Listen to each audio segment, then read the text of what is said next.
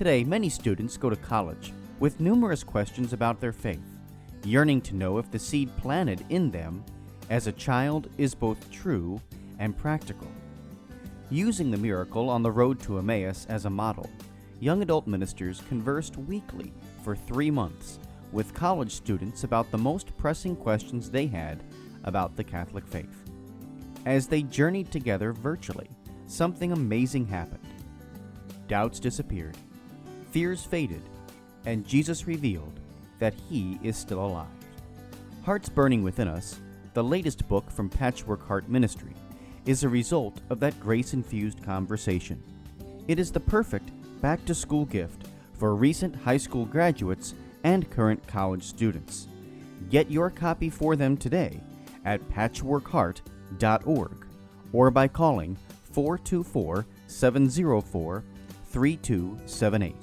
That's 424-704-3278.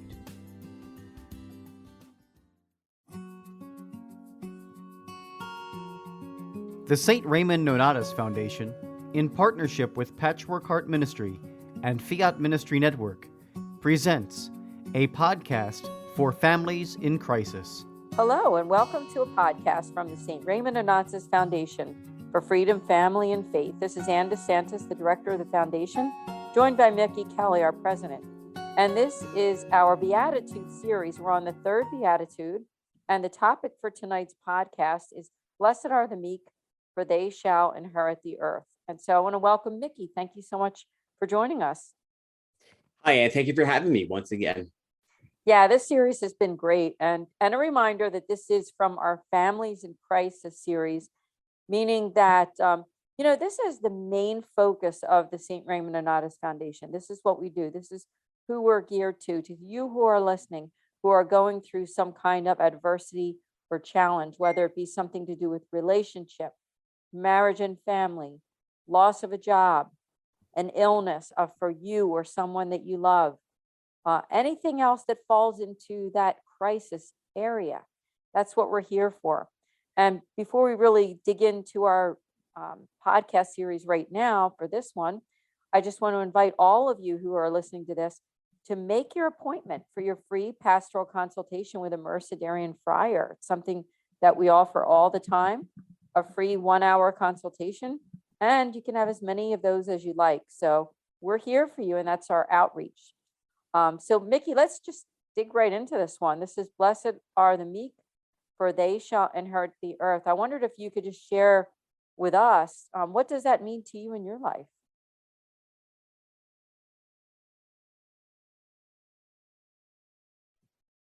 Well, Anne, I think that the definition of meeks, I think some people, when you read the Bible about it, basically, I feel like it means like you're quiet, you're gentle. I always thought that you're like, I honestly think it's somewhat similar to what humble is all about. And it's very hard to come across someone that is like it. Yeah, I totally agree. It is hard to come across someone who's like it, because I think we live in a culture right now that, let's face it, when we look at things like social media, TV shows, and just being around people, that sometimes the most boisterous people are the ones that get all the attention. They're the ones that, get to tell their stories and their ideas. And it's the meek people, I think, in a worldly sense, that are looked at, as you said, as sort of weak. But in the end, what I'm hearing when I read these Beatitudes is that it means kind of the opposite, because it's a submission to God when we realize that He's much more powerful, that everything that we have is from the Lord, isn't it? And so when we realize that it's not about us, life is not about me being the center and the nucleus of every conversation and everything that I do everywhere that I go. So what I'm hearing when I read that one, and I'll read it again, is that blessed are the meek, for they shall inherit the earth. And we'll talk a lot more about what that means in terms of the Beatitudes. But I would like to turn, if we could, to the Catechism of the Catholic Church, the part 3 of the Life in Christ. It's under section 1, man's vocation in the spirit. It's chapter 1, the dignity of the human person. I'm going to go ahead and read all the Beatitudes just so that for people who are listening for the first time, that the Beatitudes are at the heart of Jesus' preaching. They take up the promises made to the chosen people since Abraham. The Beatitudes fulfill the promises by ordering them no longer merely to the possession of a territory, but to the kingdom of heaven. And here they are. Blessed are the poor in spirit, for theirs is the kingdom of heaven. Blessed are those who mourn, for they shall be comforted. Blessed are the meek, for they shall inherit the earth. Blessed are those who hunger and thirst for righteousness, for they shall be satisfied. Blessed are the merciful, for they shall obtain mercy. Blessed are the pure in heart, for they shall see God. Blessed are the peacemakers, for they shall be called sons of God. Blessed are those who are persecuted for righteousness' sake, for theirs is the kingdom of heaven. Blessed are you when men revile you and persecute you and utter all kinds of evil against you falsely on my account. Rejoice and be glad, for your reward is great in heaven. So I just turn it over to you, Mickey.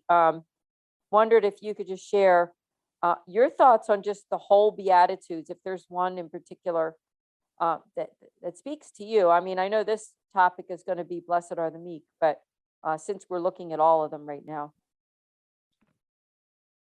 Well, I think if we look back at the earlier series so far with Blessed and the Poor in Spirit, I think some people really understand, well, how can I be poor in spirit? Well, I mean, you have to look no further than the example of those that need help with their spiritual faith, their spiritual upbringing. They're the ones that will soon reap the rewards of heaven. All they need now is just the people that could guide them to their ultimate goal in life, and that is to be with their Creator and be in heaven. Just like many of the saints in the church and holy people who have, God willing, causes for canonization, and maybe in God's eye, they were all saints at one point. I mean, that's been one of the Beatitudes that really stood out. And I'm really looking forward to when we dove deeper into, our current Beatitude for this podcast episode. Yeah, exactly. And good points that you made there, because when somebody reads the Beatitudes, like you said, that blessed are the poor in spirit, I think for those who haven't given themselves into prayer and to really contemplate it, that they mean a lot more than what we think in terms of just the way that it sounds, right? We might hear that and think, oh, well, that doesn't sound so good, because I don't want to be meek. I want to be someone who people listen to. And I want to be someone who people who pay attention to.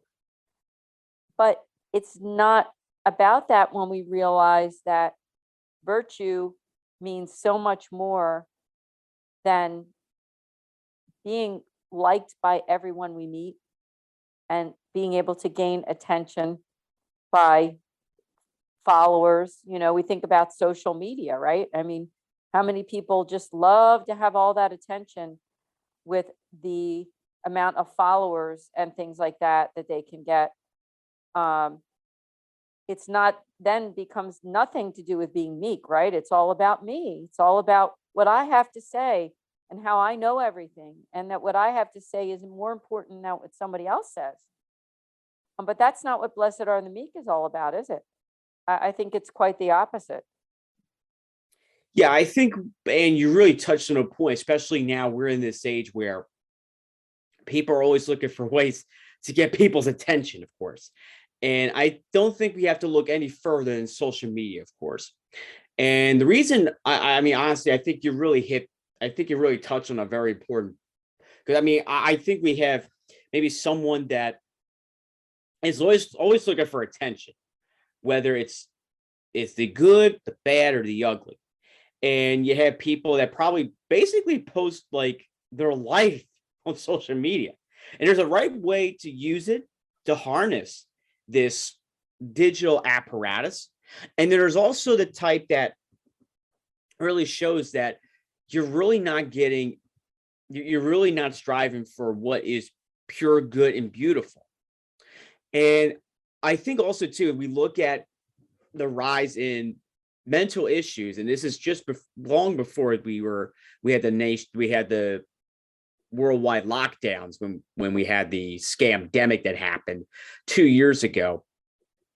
But one of the things that we really have to we have to really understand that there are people that use social media for all the wrong reasons, whether it's to engage in something that's very unhealthy. There are times where they want to do stalking, they want to try to like draw attention to themselves, so to speak, and that's not how you do it. And I mean, granted, they may have thousands of followers, may have thousands of friends, or whatever the case is, but how often do they remember to behave themselves? When they try to engage, to say, like, I mean, there are times that I would message just people, my friends, it's like, hey, how's everything going? I can understand simple things like that, but other times they would engage in flirting and things like that, and that's like, to me, that's a red flag. And also the people that, if you look at this day and age, like some of the crimes, like sex crimes and everything that happen, most of it is starting to initiate through this cyber presence. And I think there's something that we have to do as if we want to be faithful followers, is we really have to fight that temptation to cyberly stalk people. I mean, it's one thing is, sure, you can be physically attracted to someone, but it's another thing, like, you really have to keep those emotions in check. And in order to be meekness, we really have to quiet those like thoughts that are infiltrating our minds, and just like exercise virtue. Yeah, virtue is a key word, because isn't that what I think the heart of what the Beatitudes are all about, right? I just found something here I thought might be interesting, and also want to just acknowledge what you just said, because you're right. It's a certain awareness that we must have, and especially when you said in relationships. I mean, you're a single person, and you were just talking about social media, and even like issues having to do with male, female, and what someone might be thinking about another person, and all that kind of thing. And yeah, there's going to be a certain amount of chastity and a certain amount of obedience to what God wants us to do when it comes to thinking and doing the right thing, right? And going back to meekness, I found this article, which I think is interesting, from the Catholic News Agency. The article is called "Meekness: The Power to Change the World." And part of the article, it says, in modern times, pairing words by rhyme has dealt a death blow to the very laudatory word meek. That this is a perfectly good word and one with biblical meaning, but because meek rhymes with weak, many people simply see the two words as synonyms for the same personal attribute. As a result, what is spoken for someone's fame is now understood to their shame. I think that's interesting, isn't it? I never would have thought of that, but it's true. I mean, you take those two words, meek and weak, and I have to admit, even it went into my head before I really thought about it. But it did kind of entertain my mind that we think of those two words together, but nothing could be further from the truth. Because if you think about it, the person who is meek has a lot of virtue, and that takes strength, doesn't it, Mickey? It takes strength to be the opposite of that. You might think that person is weak, but no, they're not. They're quite strong. They're not weak. And let's talk about inheriting the earth, because back in that time, a biblical time, they were connotating that to inheriting land, inheriting, basically being provided for. That your meekness would be something in the end that would be a true gift to God, that you would be rewarded for, right? You would be rewarded for that. I didn't know, Mickey, if you had anything to say on that.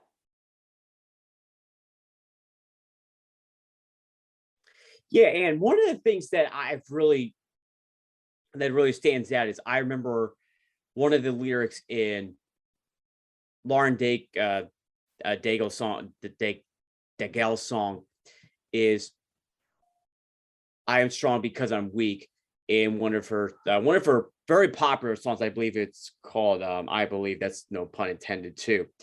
But and I think I just like I'm just like every time I hear that, like I'm sorry, I think it was called You Say. I'm sorry. I correct myself. I should know this because I used to be a music nut at one point. But like every time I hear that verse, like I am strong because I'm weak, or when I am weak. And I'm like every time I hear that in her most popular song, like I just get chills right down my spine. And I also think of another one too, like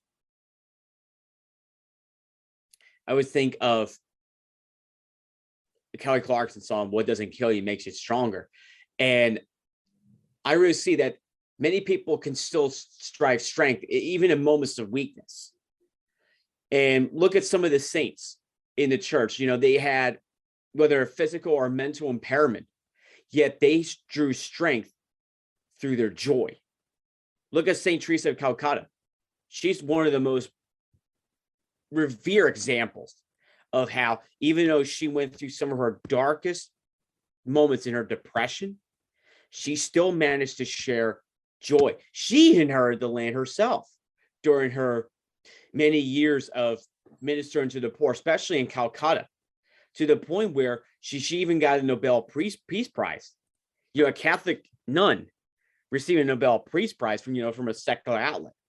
And that's very rare. It's very rare you see that these days. Yeah, that is beautiful. She, of course, is one of my favorite saints. So I'm so glad you brought that up. And I love a lot of what you just said, because what I'm hearing, it's almost like the world versus God's view of us and as his children, right? So I'm looking at it that way, is that we as a world, it's like it's all about power, it's all about popularity, it's all about you know, pleasure, those kinds of things. Like that's where people like the success, right? They think of success in those terms. But we know that meekness, right, is a real strength. And I want to go back to that article if I could, because this is the one, Meekness, the Power to Change the World. It says, in a culture that identifies strong people with those who are assertive, meekness is not seen as an asset.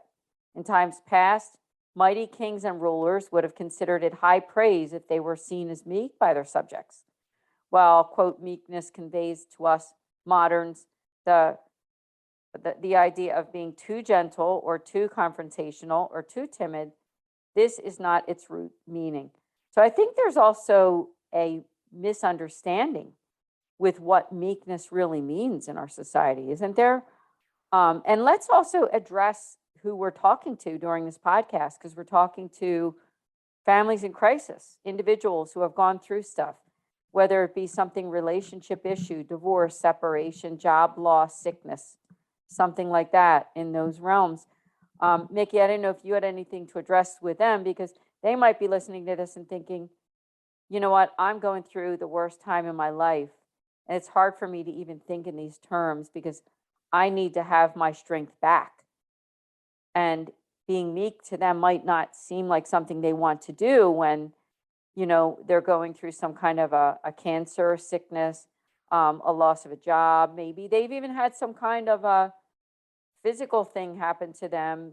I know, Mickey, you experienced that with something that went on the last year. So if there's something that you want to address to them about the meekness in that respect. Well, and I actually laid it out perfectly in some of our previous podcast episodes. So I don't think I want to reiterate the story, but there was a time when when I was a victim of a crime. There were times that, even though it could have been it was traumatizing, I mean, to say the least, for sure. But there would have been I did have a setback, even though I was trying to, get the world at my feet, so to speak, inherit the land that is in front of me. And there were times that, like I was a little prideful, but then I realized I really had to learn a little humility through all this, because you know what, there's going to come a point where you're going to need help, you're going to need support regardless. And it doesn't really show that you're weak. It rather shows that you're willing to seek help, especially like if you're trying to recover from the mental repercussions. And another thing too, like if we can just address the families that are listening to this, I really understand that people do hit walls at times. They do, you know, things like that. Because I remember, recently I remember watching It's a Wonderful Life for the first time ever in my life this past Christmas. And I remember how George, the main character, he drew strength from his wife, Mary, because she was her rock, her strength. And she was willing to rally all the people that George has helped, you know, during his, you know, through his working endeavor, to get behind and to help him pay off whatever the deficit was. Like it was a little over $8,000, even though he was trying to pay it. But, you know, the antagonist in the movie somehow coughed up that money in a mix-up. And even his guardian angel helped him to draw that strength too. And if you notice in the movie too, how Mary goes further more into the background, because she's watching everything that unfolds, you know, the fruit of her labor, which was to help her husband, George. And you know what? That's one of the things that we need to do for our spouses, especially if they hit a wall. And if it not necessarily is, you know, being an $8,000 debt or anything like that, but it could be a loss of a job. It could be times when we have a freak medical crisis, or when we are mourning, or when our spouse is on the verge of burying a relative or even a parent. Your spouse needs to be there through thick and thin. And that's how they can inherit the land. Oh, that's beautifully said. I don't think I've ever heard it quite said that way, that spouses having to support one another and the whole correlation with inheriting the land. I mean, it is so true, because when you marry someone, obviously, I mean, that's a covenant, right? And it's more than just a relationship with someone. It's when, especially for us who are Catholic, you know, I mean, that sacrament of holy matrimony, where it's it's a true sacrament, right? Christ is in the middle of all of that. And he's with you, especially if you are really living out your faith.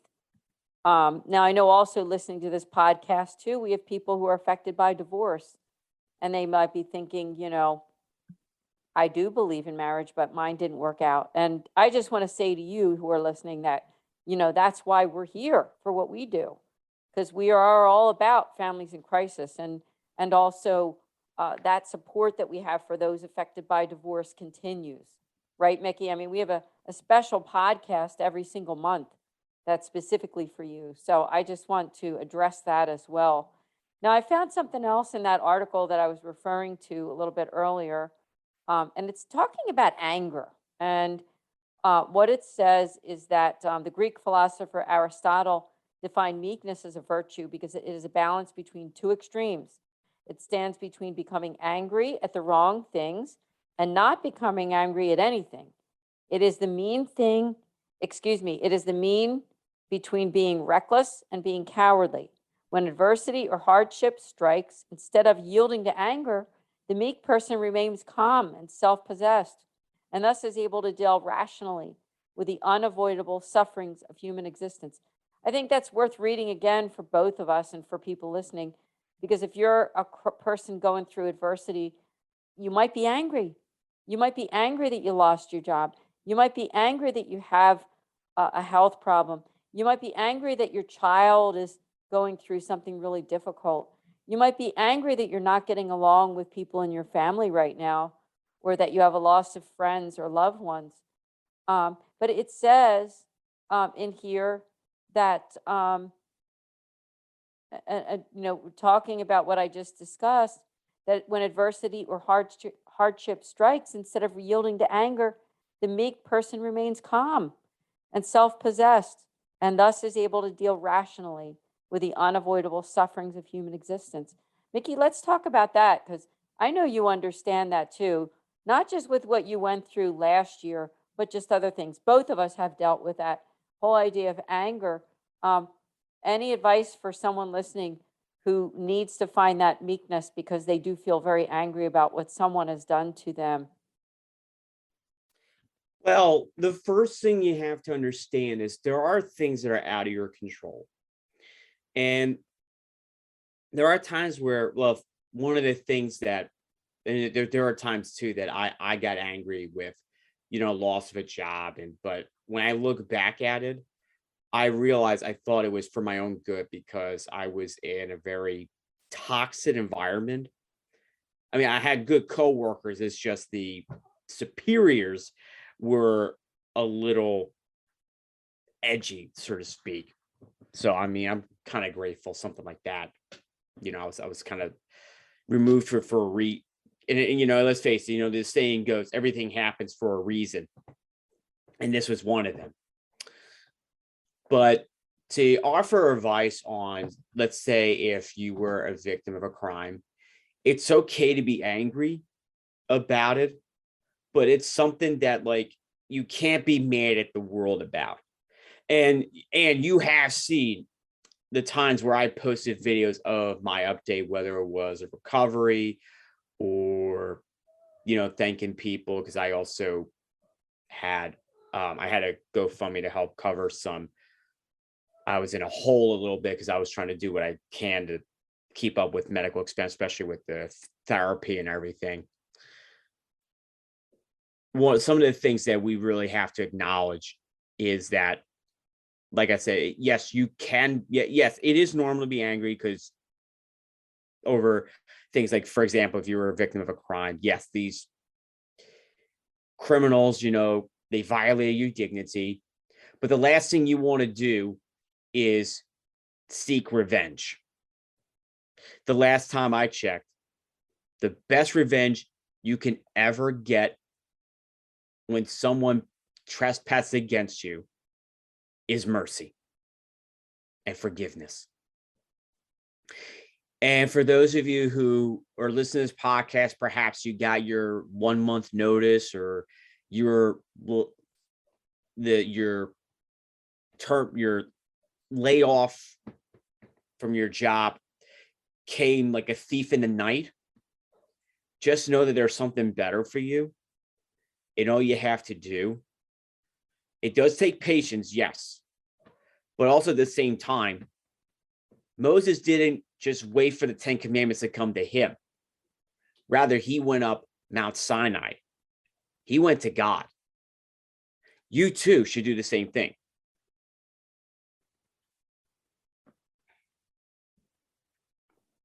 Oh, that's beautiful. And I love how you covered in what you just said, job loss. I know that we as a foundation haven't done a whole lot on that, Mickey.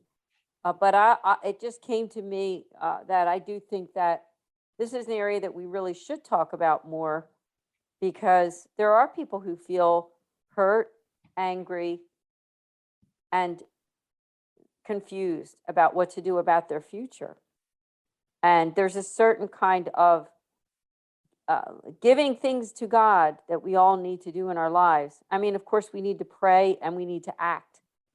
And that's an important thing in terms of he being healed, right? It's not like we're not in charge of our lives. God is. And so sometimes those opportunities that come, they come in his time. And you know what?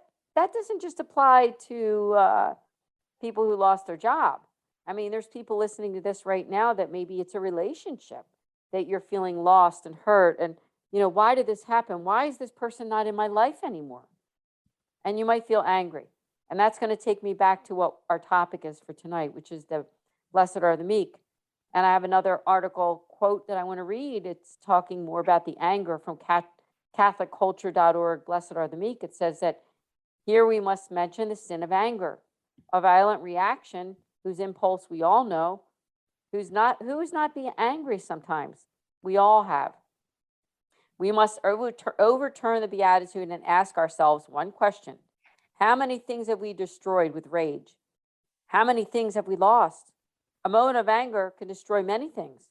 One loses control and does not evaluate what is really important, and one can ruin the relationship with a brother, sometimes without remedy. As a result, anger. Many brothers no longer speak to each other. They distance themselves from each other. It is the opposite of meekness. Meekness brings together. Anger separates. Let's really unpack that, Mickey. Meekness brings together, and anger separates. I think that's really the key and the heart of what this virtue is all about and what this beatitude, if you think about it. Because meekness is modeling after Jesus, who always wants us to be brought together as a community, as a family, as a church, as a world. He wants us to be brought together, doesn't he?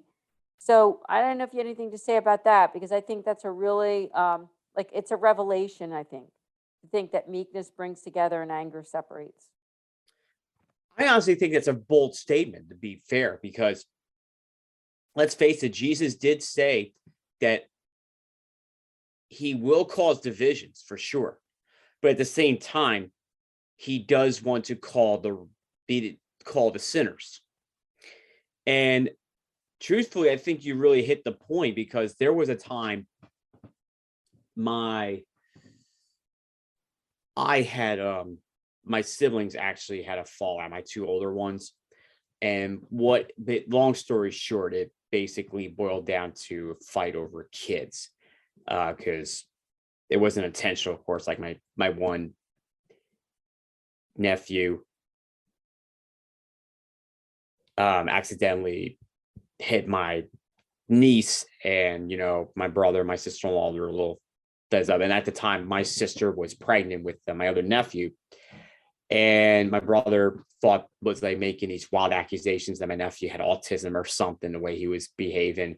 But the reality is, kids at that age, they don't really understand, how to behave. And that's where the parents really come in, of course. But my sister did a terrific job anyway. So, but I really honestly think that the first thing you must do is don't make a situation worse. That's my best advice. And the other thing that we really have to understand is that meekness is when, we reach out to people and be like, hey, let's have some fun, let's, come together and let's throw away our differences. And the last thing we want to do is cause fights or cause havoc or whatever. Okay, that's where you scare people away.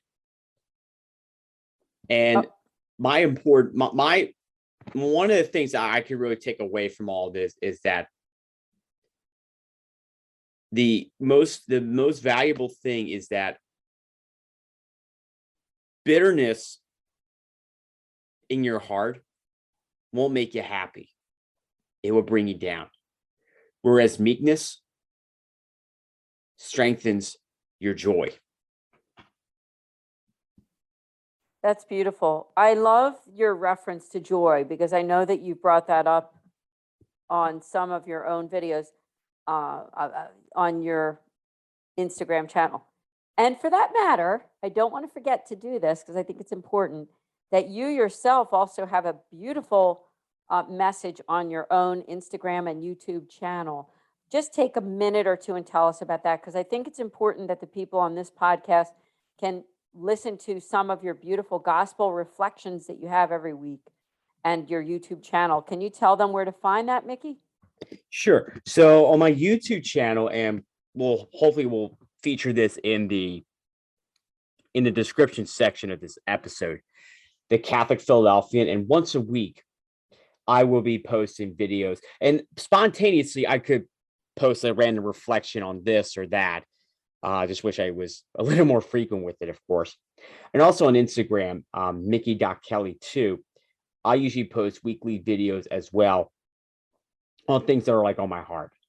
And it could be anything from weekly gospels, or it could be something that is happening, such as, at the time we're recording this, we have the I would say pro-life month. Of course, you had the March for Life, and I was actually preparing for my trip to Washington, which I've been doing for the past several years.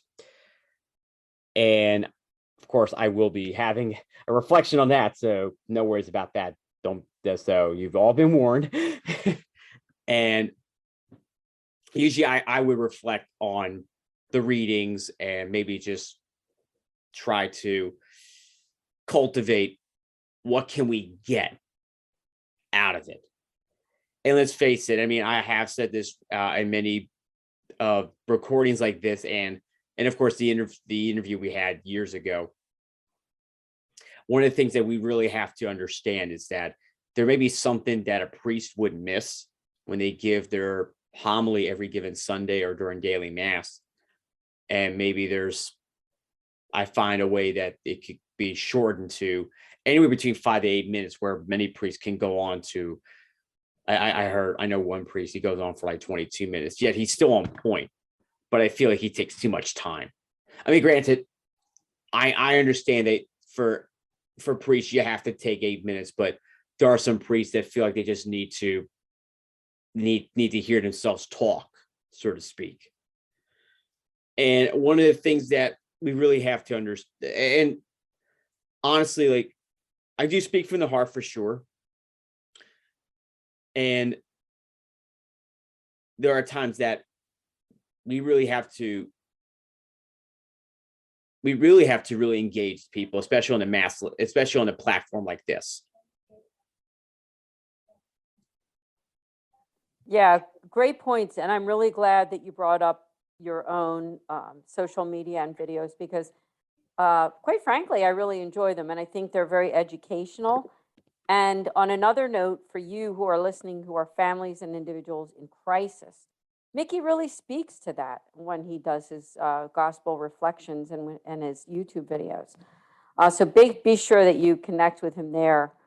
I want to go back, if I could, to that article, because I think there's a lot of good stuff in here. Is Catholic culture, Blessed Are the Meek.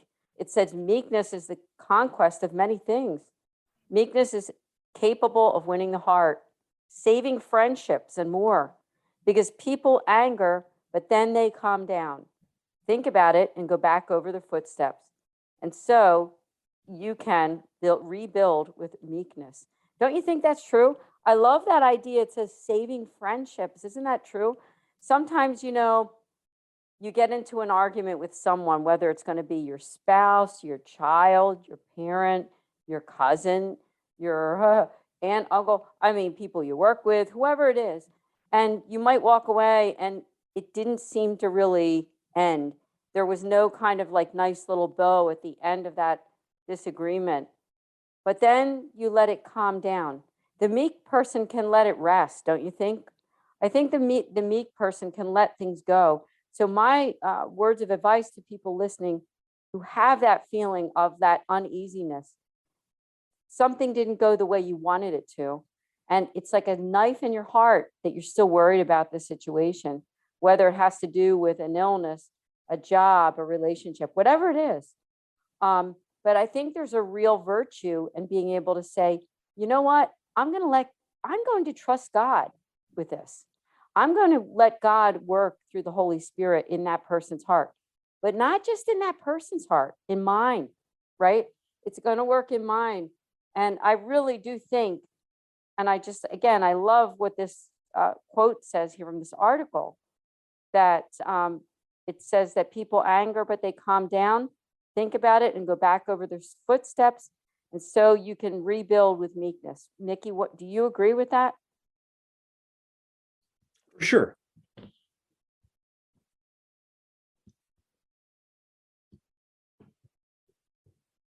Yeah, I agree with you too. Now let's talk a little bit, if we could, about the land, because that's part of that quote, isn't it? That they won't hurt the land. And this article also says the land to be conquered with meekness is the salvation, that brother of whom the Gospel of Matthew himself speaks. If he listens to you, you've gained your brother. That's from Matthew 18:15. There's no land more beautiful than the hearts of others. There's no land more beautiful to gain than the peace found with a brother.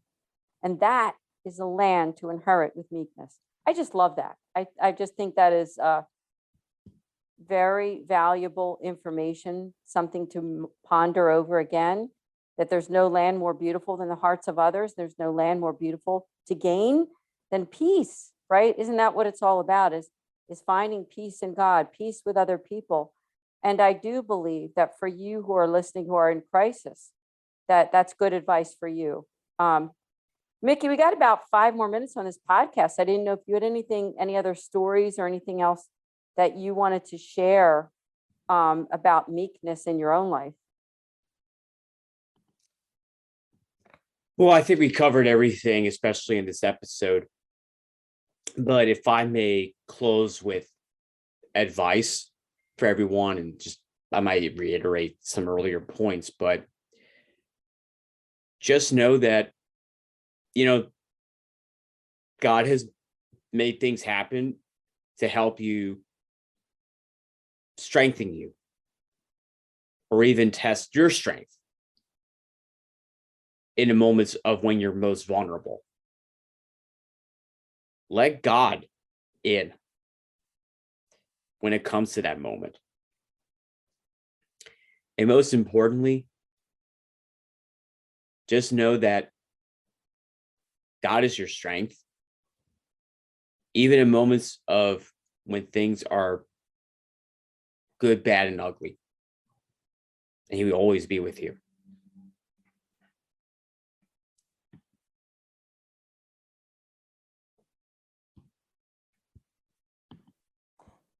That is beautiful advice that we all need to hear, I believe, that God is with all of us. And even if you're suffering right now, we're with you as a foundation.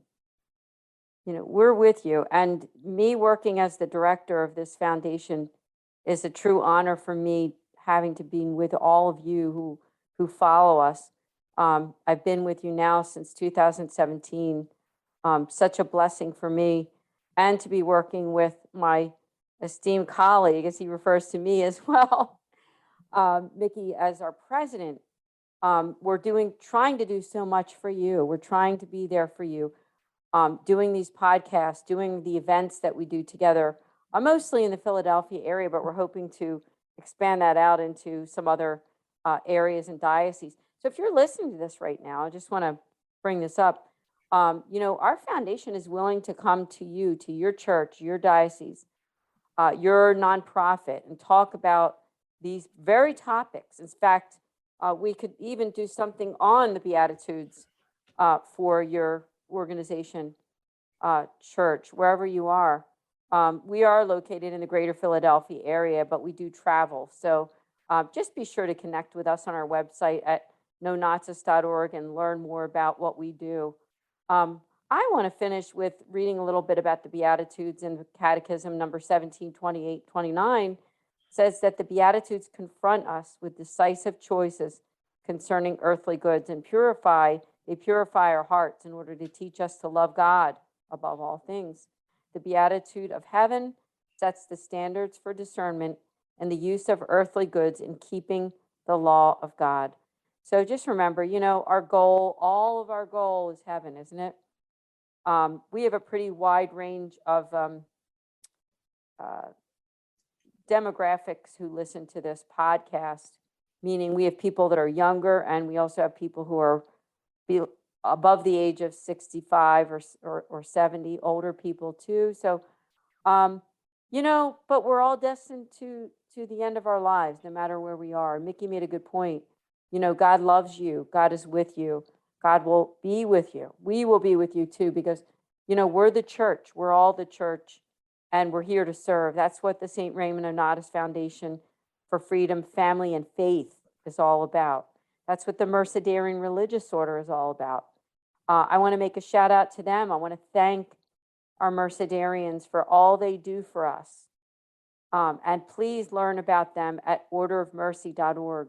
And if you or someone you know is considering a vocation to the religious life, whether it be to be a priest or brother or even a sister, make sure they reach out to the Mercedarians. The fourth charism to their vows are that willingness to give their lives for those in danger of losing their faith. You know what? That's what we're all about. That's what the St. Raymond and Nonnatus Foundation is all about. That's what Mickey and I are all about. So please do make that appointment, as I said at the beginning, for your pastoral consultation to speak with a Mercedarian friar, to be healed, to be listened to. That's what we're all about. So I want to thank you. I want to thank all of you for listening. I want to invite you to also support us. We are a nonprofit 501c3 Catholic foundation who, continues to keep going because of your support. So go to our website at nonnatus.org and considering making a donation of any size. We really appreciate that so much. Now, next month, our topic will be for blessed are those who hunger and thirst for righteousness, for they shall be satisfied. Mickey and I will be back again the last Thursday of February. So keep your eyes and your ears open. Mickey, again, thank you so much for being a co-host with us, with me, with this podcast. Thank you for having me, Anne. God bless everyone. We will see all of you next month with the St. Raymond Nonnatus Foundation for Freedom, Family, and Faith. Thank you for listening to this podcast. For more information about the St. Raymond Nonnatus Foundation, visit nonnatus.org or email director.srnf@gmail.com. Did you enjoy this podcast? Listen to other podcasts from Patchwork Heart Ministry by following Patchwork Heart Radio wherever you listen to podcasts.